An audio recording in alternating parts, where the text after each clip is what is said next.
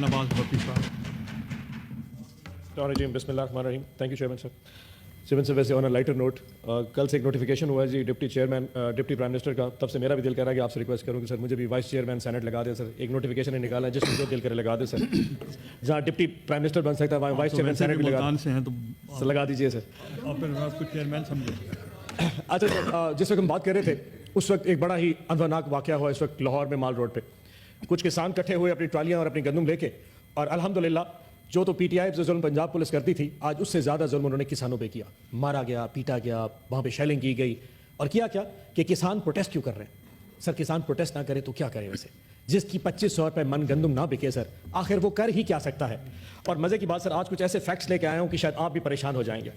आपको याद हो सर, मैंने पिछली स्पीच में कहा था कि पाकिस्तान में 46 लाख टन के करीब गंदम पड़ी थी जिस वक्त निगरान गवर्नमेंट ने यह फैसला किया कि हम यूक्रेन से गंदम मंगवा लेते हैं। 46 लाख टन। यह बात है सर 22 अक्टूबर 2023 को, जब निगरान केयर टेकर गवर्नमेंट ने इसकी फैसला किया कि हम यूक्रेन से गंदम मंगवा लेते हैं। उस दिन से लेके अब तक सर 34 लाख टन यूक्रेन से गंदम मंगाई जा चुकी है, जिसकी लैंडेड कॉस्ट मैंने उस वक्त बताया था 3100 रुपया मन है सर। लैंडेड कॉस्ट 3100 रुपया मन। वो गंदम पंजाब में सर 4500 रुपया मन बेची गई। 1400 रुपया पर मन प्रॉफिट अगर लगाया जाए सर, 400 रुपये ट्रांसपोर्टेशन, मिडल मैन, सारे कमीशन निकाल दिए जाए, 1000 रुपया मन उस 31 लाख टन के पीछे नफा बनाया, जो कि 85 अरब रुपया बनता है सर। किसी ने इस सिस्टम में बैठ के 85 अरब रुपया नफा कमाया। हैरानी की बात सुनिए सर, 22 अक्टूबर को केयर टेकर गवर्नमेंट ऐलान करती है कि यूक्रेन से गंदम मंगवा ले, और 1 नवंबर को पहला जो शिप है वो यूक्रेन से पाकिस्तान आ जाता है 8 दिन के अंदर। नॉर्मली सर अगर आप ये जहाज यूक्रेन से मंगवाएं तो 22 से 24 दिन लगते हैं। आज गवर्नमेंट ने ऐलान किया कि जब ने इजाजत दे दी है आप यूक्रेन से गंदम मंगवाएं, फिर वो एलसी खुलेगी, बैंक जाएगा, 100 मसले, 22 दिन सर एक जहाज को लगते हैं यूक्रेन से कराची आने में। पहला जहाज 8 दिन के अंदर आ गया सर। कोई ना कोई तो नफा बना रहा था, जिसको पता था कि इजाजत निगरान गवर्नमेंट देने वाली है, उसने ऑर्डर ऑलरेडी प्लेस कर दिया था एडवांस में, और 8 दिन में पहला जहाज आ गया।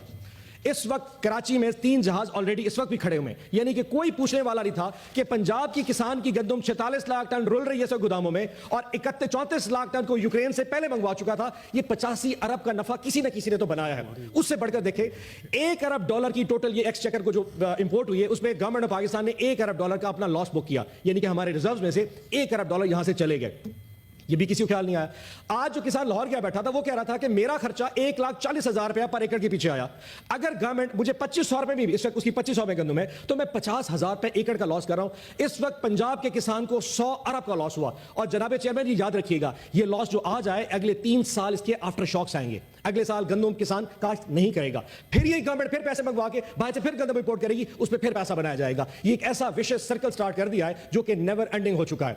और एक चीज और बता दूं सर, जिन लोगों ने इंपोर्ट किया, मैंने उनको फोन करके पूछा कि आप लोगों ने इंपोर्ट क्यों किया, तो फेडरल गवर्नमेंट वाले कहते हैं कि हमें पंजाब ने कहा था, और पंजाब वाले कहते हैं हमें फेडरल गवर्नमेंट ने कहा था। सर चोर इन दोनों घरों में बैठा है, जिसने पैसा बनाया, जिसने नफा कमाया, और आज उनकी वजह से यहां पे किसान रो रहा है। मेरी आपसे बड़ी मौदबाना गुजारिश है सर, मैं मिनिस्ट्री ऑफ फूड प्रोडक्शन के इस वक्त स्टैटिस्टिक्स लेके आया हूं।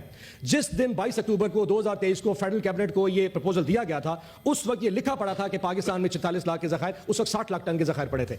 वो कौन से लोग हैं जिन्होंने अलाउ किया? नंबर 1। नंबर 2, इन्होंने सरकारी गंदम का रेट 4600 रुपया मन रख दिया कि हम सरकारी गंदम 4600 रुपये मन से कम पे इशू नहीं करेंगे। सो फ्लोर मिल वाले को कहा कि तुम्हें 4600 में पाकिस्तानी गंदम मिल रही है, तुम यूक्रेन की गंदम 4300 रुपये में ले लो। जानबूझ के ऐसा इंसेंटिव क्रिएट किया कि इस वक्त फ्लोर बिलों ने वो गंदम जो पंजाब की थी वो नहीं उठाई और यूक्रेन की खा गए। आज इसका हल ये है कि इस वक्त फील्ड्स में गंदम की गंदम रुल रही है सर, और यकीन जाने डेली बारिशों की वजह से उसका कोई पुरसाने हाल नहीं। लेकिन मजाल है कि उस साइड पे बैठे जो दोस्त हैं वो इतने बेहिस हैं, क्योंकि किसान की मरने की आवाज इस्लामाबाद में कब पहुंचेगी सर? वो लाहौर, वो मुल्तान, वो सिंध मर खोर के खप हो जाएगा। यहां पे तो सब अल्हम्दुलिल्लाह अच्छा की रिपोर्ट चली है।